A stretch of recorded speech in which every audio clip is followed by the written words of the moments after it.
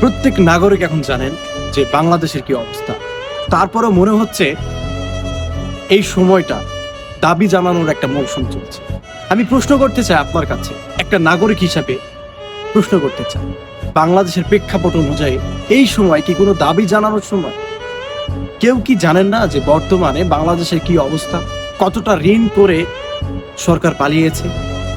তারপরেও কেন কেন এতটা জুলুম অত্যাচার হচ্ছে জনগণের উপর? তারপরেও কেন আপনারা বিভিন্ন দাবি জানাচ্ছেন? আসলে কি দাবি জানানোর সময় এখন?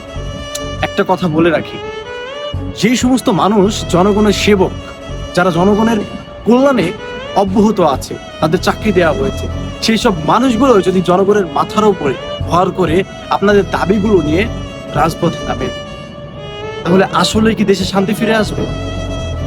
শান্তি ফেরানোর জন্য অবশ্যই সবাই একত্রে হয়ে চেষ্টা করে যেতে হবে, তবে দেশে শান্তি ফিরবে, না হলে কোনোভাবে সম্ভব না। আমি বলতে চাই তাদেরকে, যারা বিভিন্ন দাবি জানাচ্ছেন, আমি জানি, আমি বুঝি প্রত্যেকে যে যার জায়গা থেকে অবহেলিত, 15-16 বছর হয়েছে, তবে আমি চাই আরো একটা বছর কষ্ট করেন।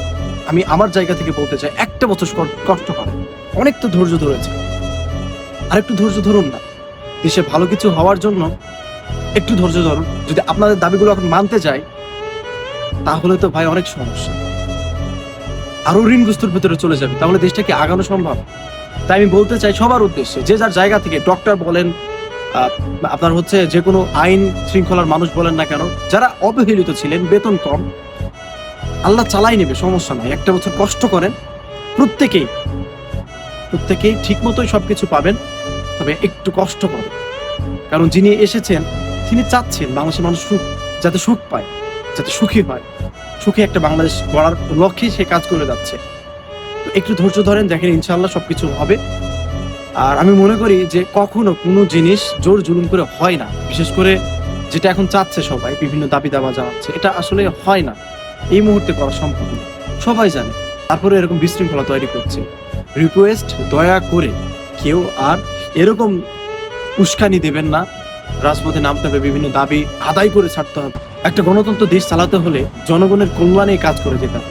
সুতরাং জনগণ কি চাচ্ছে, জনগণের কতটুকু উপকার হবে, কোন কাজে উপকার হবে, কতটুকু করলে জনগণের ভালো হবে, সেটা দেখেন, ভবিষ্যতে ভালো কিছু হবে। ভালো থাকবেন। আল্লাহ হাফেজ।